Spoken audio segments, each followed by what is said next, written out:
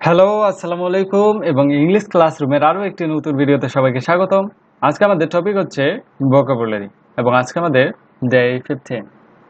যারা এই ভিডিওটি প্রথম দেখছেন তারা পূর্ববর্তী বা আগের ভিডিওগুলো দেখতে আমার চ্যানেলে ভিজিট করতে পারেন, অথবা আমি ডেসক্রিপশন বক্সে ভিডিও লিঙ্ক দিয়ে দেবো, ওখান থেকেও দেখে নিতে পারবেন।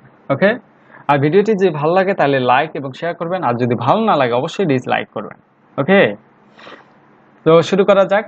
তো শুরু করার আগে যে কথাটি বলতে যাচ্ছি সেটা হলো ভিডিওটি শেষ পর্যন্ত দেখতে থাকবেন, কারণ শেষে আপনাদের জন্য একটা বোনাস টাং টুইস্টার রয়েছে। ওকে, তো শুরু করা যাক। ক্যানভাস মানে হলো ত্রিপল, পট বা পটভূমি। কেয়ার মানে হলো যত্ন, সতর্কতা বা তত্ত্বাবধান। কজ মানে হলো কারণ, উৎপাদক, নিমিত্ত। চক মানে হলো চুনাপাথর। চান্স মানে হলো সুযোগ, ঝুঁকি, সৌভাগ্য, ঝুঁকি নেওয়া। চেঞ্জ মানে হলো পরিবর্তন করা বা হওয়া, বিনিময় করা, টাকা ভাঙানো। ক্লথ মানে হলো বস্ত্র বা কাপড়।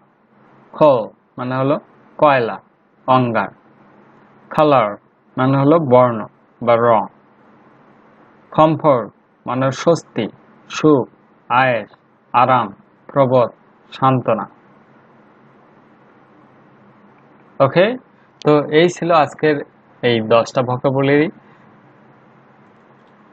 তো বেশি বেশি প্র্যাকটিস করতে থাকুন এবং অবশ্যই সেন্টেন্স তৈরি করতে থাকুন।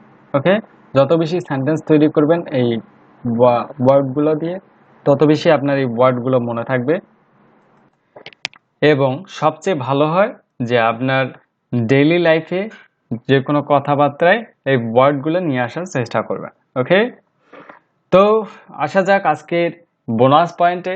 আজকে আপনাদের জন্য বোনাসে আছে টাং টুইস্টার এবং আজকের টাং টুইস্টার হচ্ছে I saw a kitten eating chicken in the kitchen. I saw a kitten eating chicken in the kitchen. I saw a kitten eating chicken in the kitchen. I saw a kitten eating chicken in the kitchen. I saw a kitten eating chicken in the kitchen. I saw a kitten eating chicken in the kitchen. I saw a kitten eating chicken in the kitchen. Okay? তো আজকে যেহেতু খ sound দিয়ে সেহেতু এটা দিলাম যে আপনাদের যদি খ সাউন্ড নিয়ে প্রবলেম থাকে তাহলে এই টাং টুইস্টারটা যদি প্র্যাকটিস করেন তাহলে ইনশাআল্লাহ আর কোনো প্রবলেম থাকবে না। ওকে, তো প্রথমে যেটা করবেন সেটা হলো এটা মুখস্থ করে নেবেন এবং তারপরে দ্রুত করার চেষ্টা করবেন এবং এক নিঃশ্বাসে কমপক্ষে 5 থেকে 10 বার করতে হবে। আই রিপিট, এক নিঃশ্বাসে কমপক্ষে 5 থেকে 10 বার করতে হবে। তো এইভাবে করতে থাকেন, ইনশাল্লাহ আপনার আর কোনো প্রবলেমেটিক সাউন্ড থাকবে না। ওকে ওকে, তো আজকে এই পর্যন্তই। দেখা হবে পরবর্তী কোনো ভিডিওতে। সে পর্যন্ত সবাই ভালো থাকুন, সুস্থ থাকুন। Best of luck.